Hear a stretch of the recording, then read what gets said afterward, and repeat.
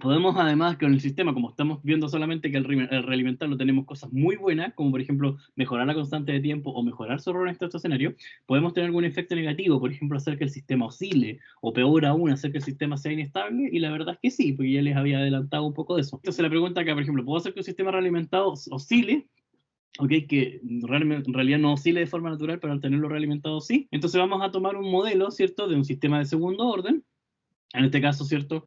Fíjense que uno puede escribir cualquier sistema de segundo orden con esta estructura. Chi se conoce como el coeficiente de amortiguamiento, vamos a ver más adelante por qué, y omega sub n es la frecuencia natural de oscilación. Y la razón de por qué se define así es porque si nosotros encontramos los polos y ceros de esto, ¿cierto? Nos vamos a dar cuenta que la frecuencia con la que oscila esto pues, es asociada a omega sub n y, ponderada por chi. ¿Okay? Vamos a estudiar con más detalle todo eso en la subsección, ¿verdad?, de sistema de segundo orden. Pero por ahora, veamos si con un sistema realimentado yo lo puedo hacer inestable o por lo menos lo puedo hacer oscilante. Nos damos cuenta, ¿cierto?, que este es el polinomio característico del sistema. Cuando resolvemos la ecuación esta de segundo orden, encontramos, ¿cierto?, que las soluciones, ¿cierto?, dependen de chi y omega n en la parte real, y la parte imaginaria, ¿cierto?, dependen de omega n y chi cuadrado. Ahora, si chi es 0, esto de acá desaparece, este término de acá me queda 1, y queda que el sistema queda simplemente con soluciones en más menos j omega sub n. ¿Qué quiere decir eso? De que si las soluciones son más menos j sub n, el sistema, ¿cierto?, va a tener simplemente, no va a tener componente real, sino que simplemente va a tener componente imaginaria. Y no nos olvidemos, ¿verdad?, de que las soluciones de esto, la parte real, me decía cuánto se atenuaba. Acuérdense que esto era una exponencial. Las soluciones de esto, ¿cierto?, cuando nosotros lo pasábamos a tiempo, esto me quedaba una exponencial de e elevado a menos sigma, que en este caso, ¿cierto?, sabemos que es chi por omega sub n, que estamos diciendo que es 0, y por los cosenos, ¿cierto? El coseno de omega t más phi. Entonces, fíjense que ahora el omega t, ¿verdad?, simplemente va a ser el omega sub n. Por eso sería la frecuencia natural de oscilación. Entonces, si chi es 0, logramos hacer de que el sistema oscile de forma natural, porque va a ser, ¿cierto?, el e elevado a sigma t va a valer 1, porque el sigma va a valer 0, ¿verdad? Estoy diciendo que chi vale 0, por eso la parte real vale 0 de estas soluciones, y solamente me queda la parte compleja, y por ende me quedan simplemente las oscilaciones de coseno.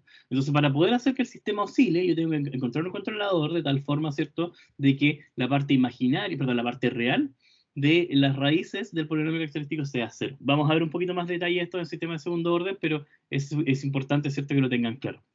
Entonces hacemos, como les digo, chi igual a 0, entonces logramos, ¿cierto?, que las soluciones sean puramente complejas, y si yo simulo ese sistema, ¿cierto?, fíjense que el mismo anterior le aplico un escalón y esfuerzo, ¿cierto?, de que el chi sea 0 con algún controlador, logro hacer de que el sistema, que antes simplemente respondía como de primer orden, ¿cierto?, y llegaba a 2, ahora oscile, ¿verdad? Fíjense que también tiene ganancia, le aplico una entrada de 1 y llega hasta 2, pero logro de que oscile de forma permanente. Uno puede hacer que oscile, y por ende, si puede hacer que oscile, también puede hacer que sea inestable. Vale decir, definir el controlador de tal forma de que no solamente esto sea 0, sino que podríamos definir, ¿cierto?, que la parte real fuese positiva. Si la parte real es positiva, ¿cierto?, es el resultado de resolver la respuesta trae impulso, ¿verdad?, de este sistema. ¿Qué es lo que pasaría? Pasaría, ¿cierto?, de que me queda una exponencial elevado a un número positivo, y esa exponencial crece indefinidamente. Entonces, si el sistema crece, entonces obviamente la amplitud crece y por ende el sistema se hace inestable. Pero obviamente eso no es un caso de interés para nuestro curso, lo que a nosotros nos interesa siempre es tener sistemas estables.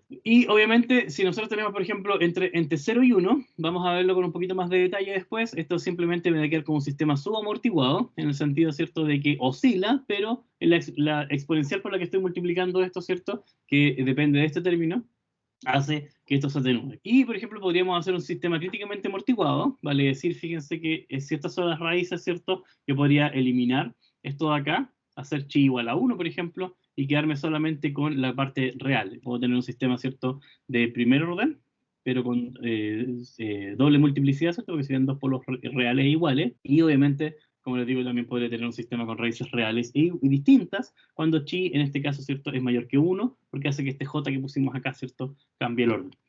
Entonces, en ese caso, por ejemplo, fíjense que acá podría tener un sistema críticamente amortiguado, porque si chi vale 1, ¿cierto?, esta parte se hace 0 y me queda que son dos raíces reales e iguales. Y el último caso, ¿cierto?, es que podría tener un sistema sobreamortiguado en el cual tengo las dos raíces reales y diferentes, y en este caso también se comportaría como un sistema prácticamente de primer orden. Ahora, si nosotros tenemos este mismo sistema en lazo abierto, ¿cierto?, vale decir que no oscila de forma natural, Cuando tengo la función de referencia en lazo cerrado, nuevamente esto debe ser y deseado. Fíjense que ahora el controlador es una ganancia nuevamente, y lo único que va a hacer es aparecer aquí en el numerador y aparecer acá en el denominador. Haciendo el mismo ejercicio como lo hicimos, ¿verdad?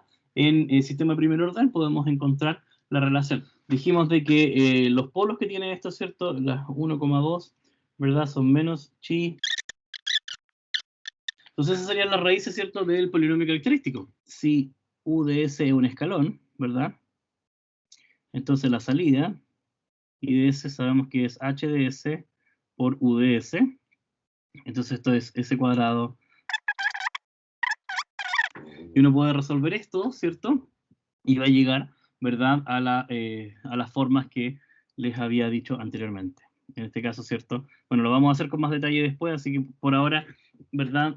Simplemente lo único que hice fue yo poner esta función de referencia, darme distintos valores de chi, omega sub n, ¿cierto? O sea, para el mismo omega sub n fui cambiando el valor de chi y le pedí a MATLAB que me diera, ¿cierto? La respuesta a escalón, para decir un step. Y esos fueron los gráficos que yo les mostré anteriormente.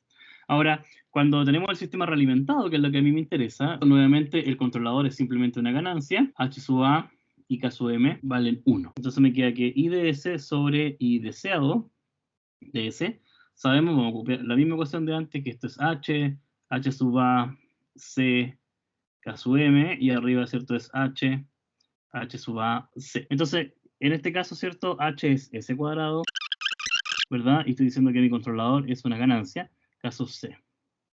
En el denominador me queda 1 más, ahora multiplico por el mismo numerador, por el denominador, ¿cierto? La función de referencia arriba y abajo.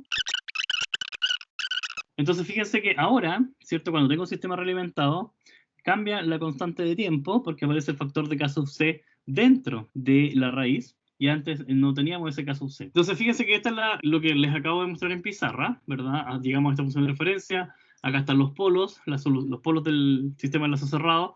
Entonces, si chi valía 1, ¿qué pasaba cuando chi valía 1? Acá, ¿cierto? Chi valía 1, el sistema me quedaba de esta forma, ¿cierto? Si chi vale 1, en este sistema me queda así.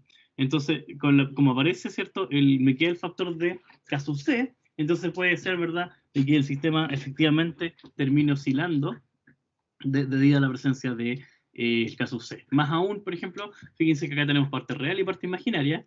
Entonces, si chi vale 1, dijimos de que el sistema se comportaba de esta forma, ¿verdad? En lazo cerrado, pero cuando lo tengo en lazo abierto, perdón, en lazo abierto, cuando lo tengo en lazo cerrado, con una ganancia, ahora las raíces, ¿cierto?, van a quedar de esta forma, entonces tienen parte real y parte imaginaria. Entonces un sistema que se comportaba de primer orden, o sea, parecía uno de primer orden, a pesar de ser segundo orden, ¿cierto? Resulta que ahora se comporta como un sistema de segundo orden, se va a tener, ¿cierto?, esas oscilaciones como de esta forma, ¿ok? Entonces, obviamente tiene sus ventajas y sus desventajas.